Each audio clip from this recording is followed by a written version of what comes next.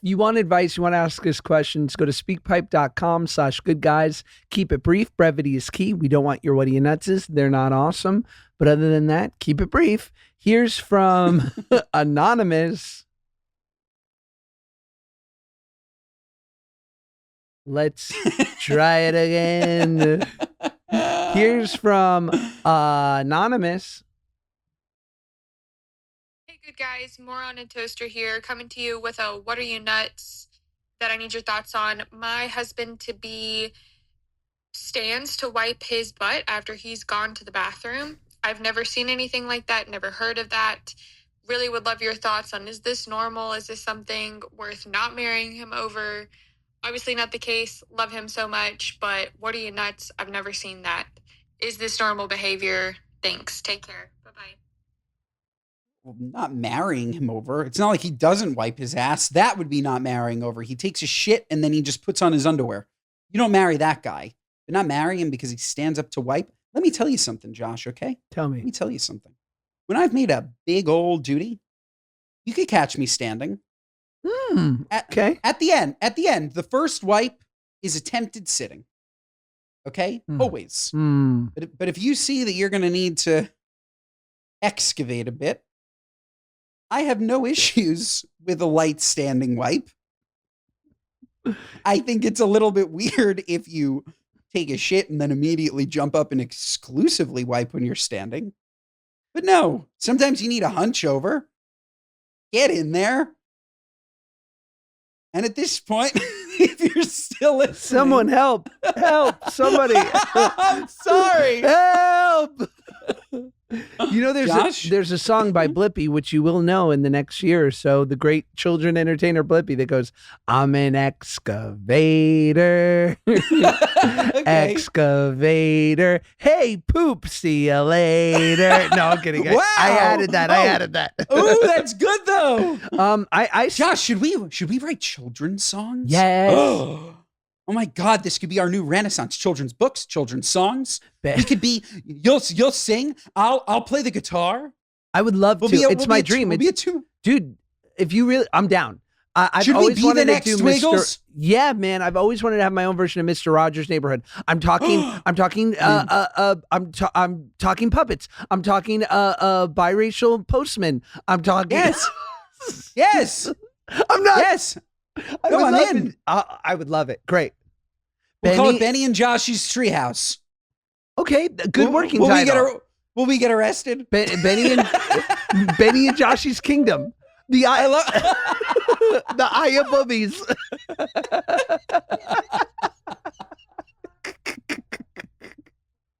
Love it. I love it too. So good. And then the United Booby Emirates. Okay. So good. UBE. Okay, next one's from Jen. Hey, Josh and Ben, a longtime moron and toaster. I have a what are you nuts for you. So I took my 16-month-old daughter to dinner tonight, and I got her the kids' mac and cheese. And there was a dedicated kids menu, okay? They had chicken tenders, pizza, and of course, mac and cheese. So I ordered the mac and cheese. The waitress brings it out to me in a cast iron skillet, and then proceeded to tell me not to touch the skillet because it's hot. Like, you know, when you go to a Mexican restaurant, you get a thing of fajitas and it comes out on a sizzling platter, like with the smoke coming out of it. That's how hot this was on the kids menu. Okay. This was a dedicated kids menu. And I was so floored by this. I literally was stunned into silence. I couldn't believe it. Like, what are you, nuts? That's nuts. Was it good? I bet it was. Crumbly little top, like crunchy top. Sounds amazing. Totally nuts for sure. But like, was it delicious? Like, I want a skittled mac and cheese. Yeah, more things should be in. I think you could actually make things healthier just by serving them in cast iron.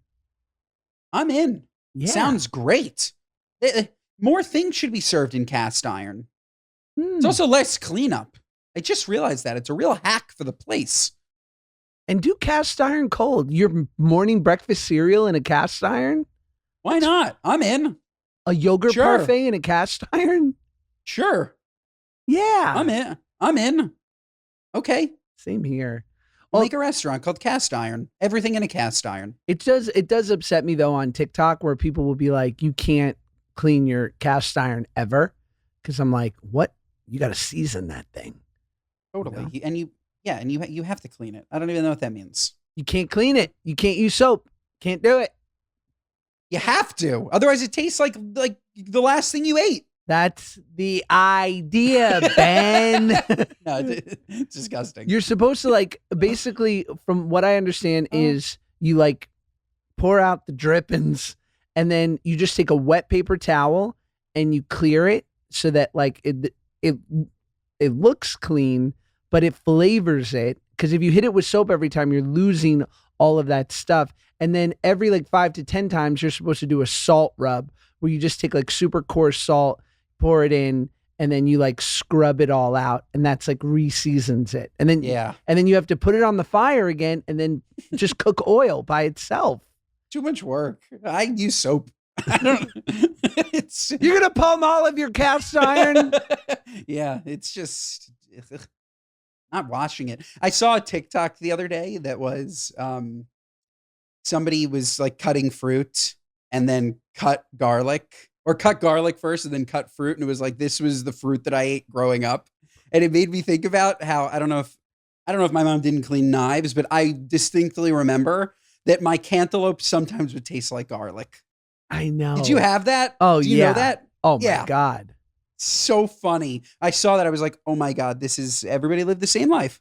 Like, you're not going to clean the knife in between everything, but then your fruit tastes like garlic. When I would see my mom reheat anything with tomato sauce in Tupperware, I'd be like, say goodbye to that Tupperware. That tomato sauce is now embedded in that shit. Oh yeah. Fully. It's on fire. It's over. It's melted. Next one from Anonymous. Hi, good guys. I'm an extreme moron who really needs help. I recently just graduated college in a city that my boyfriend and I had both been living in. He's a few years older and accepted a job in a different city 1,000 miles away, and I decided to move to live with him in our new city. He has a 6-figure paying job, and because I just graduated, I don't have a job yet, but I'm actively applying. Our rent is super expensive, and I have to give him money every month. But this month, because I've been trying so hard to apply for jobs, I don't have a job yet. How do I go about having this financial conversation with him? I don't want to make it feel like I'm taking money from him or taking advantage from him, but I'm still really frustrated that I don't have a corporate job yet, even though I just graduated. Please let me know. Thank you. I don't think we have enough information here. Like, what I would say is that the guy kind of sounds like a dick. Like, if he knows that you don't have a job, and the reason I said we don't have enough information is like, if you come from money, and like maybe he thinks that like your parents can float you some money for rent, that's a different story. But like if he knows your circumstance, he knows you don't have money, he's making you sweat it. Like that's not right. Like if you know that your partner doesn't have a job, you should cover them. Or you should move to a cheaper apartment. That's what I was saying. Like a cheaper apartment would solve so much of this. And when someone moves out to be with the other person, moves to where they have the job, where they're set up. And it sounds, if it's true, like she's really working hard to find a job. And sometimes it takes a couple months, that the other partner needs to take on the financial burden if they don't want to be in constant stress and fighting. Yeah. And like, didn't he have the apartment before she got there? Like all of a sudden now he's a landlord. Like it's weird. Like, didn't he sign up to pay the rent without her there? And now all of a sudden he's making his recently graduated girlfriend feel like shit every month because she can't afford to pay half of his rent that he was paying for already. Is chivalry dead? I don't know, but haven't you grown up with those couples who like Venmo each other after dinner? And it's just like, now that's uncomfortable. Yeah, I have, but at least they have like a mutual understanding that that's what they're going to do. This girl sounds like she's completely in the dark. Like it's like, he knows that she doesn't have a job. So how would she have money? How could she afford it? Or he just like doesn't care? Well, clearly she was affording it up to a certain point. So maybe she had a job. Maybe she had some say. I don't know. I don't know what the setup is. But yeah, no, those people that Venmo each other after dinner that are in a relationship, that is a what are you nuts? It's so crazy. Just like trade off. I'll get it. You get it. You get it. Trade off. Right? For sure. Yeah. But that's how I am with my best friends too. Like that's like I hate that. Like if my closest friends, if I go to dinner with you, I'll pay for you. I'll grab it. I don't care. I'm not like, and then there is just this mutual understanding that next time you probably got me. If you don't, I'm not going to hold it against you because I offered. But I like the trading. Trading is, they're real relationships that way, in my opinion. Unless, like, of course, you can always split it as friends. But little trade. Last one from Jessica. Joshy and Benny and Joshy. Hey, so brevity is key. So here we go. My father-in-law has become the town grifter. He is asking people for money, saying he's going to pay it back with interest, and then he doesn't pay them back, and he doesn't answer their phone calls, and he basically ghosts them. And we keep hearing about this from all kinds of people. We don't live there anymore in the town, but his reputation is completely tarnished. I think my husband should say something to him and basically hold his feet to the fire and make him accountable and make him pay the money back. But my husband thinks it's meddling and it's not our business. What do you think? I feel very, very terrible for the situation that your husband is in. That's very sad, first of all. I have to assume that unless he's just a bad guy, typically a town grifter that goes to neighbors and asks for money with interest is in some financial ruin. Maybe this person is a gambling addict. Maybe this person is like, there's something wrong. So your husband should go to him and find out what's wrong. The idea of like holding his feet to the fire to pay them, he probably doesn't have any money. Like, am I wrong, Josh? Do neighbors approach neighbors saying that they want loans with interest if they have money? Like, no, he went there because he has no money. So to me, natural, like if you care about your father, you force him into rehab. Like this person needs rehabilitation. And that would be what I'd do. But the idea of like putting his feet to the fire, you got to pay him back. Like he's broke. Yeah, there's no paying back here.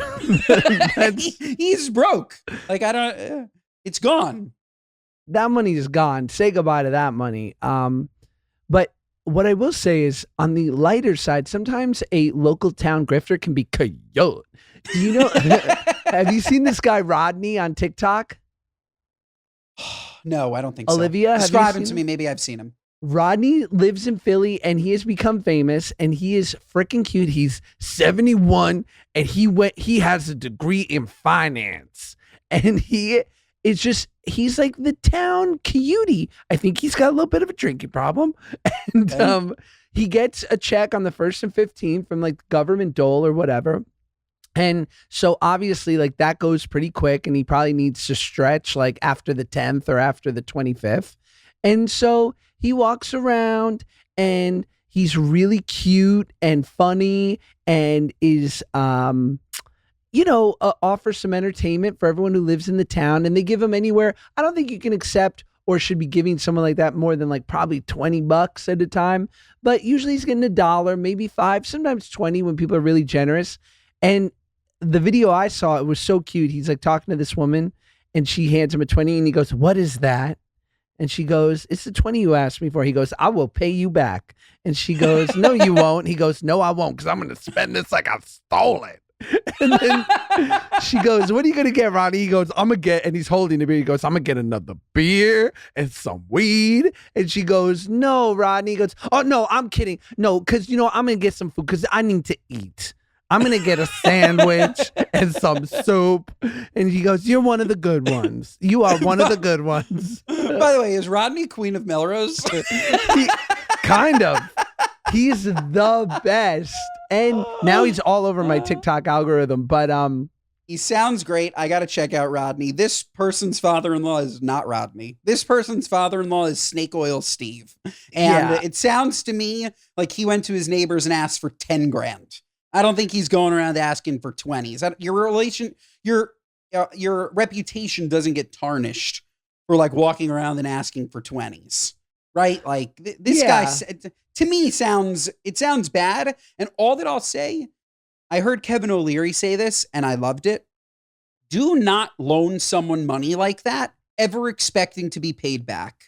Oh yeah. I think it's equally on the lender as it is the person who's asking for the money. Because if you're somebody's neighbor and they come to you and they're like, I need 10 grand, I'll pay you back with interest. It's never coming. It will never come back.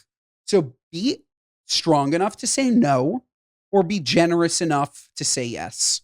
And by the way, that's not just Grifter. That's if you're investing in a friend's restaurant, in their app, in their new business, like totally. They could literally do their very best and it won't work out. So give it away. Like if you have the money to invest, give it away. Give it away or don't give it at all.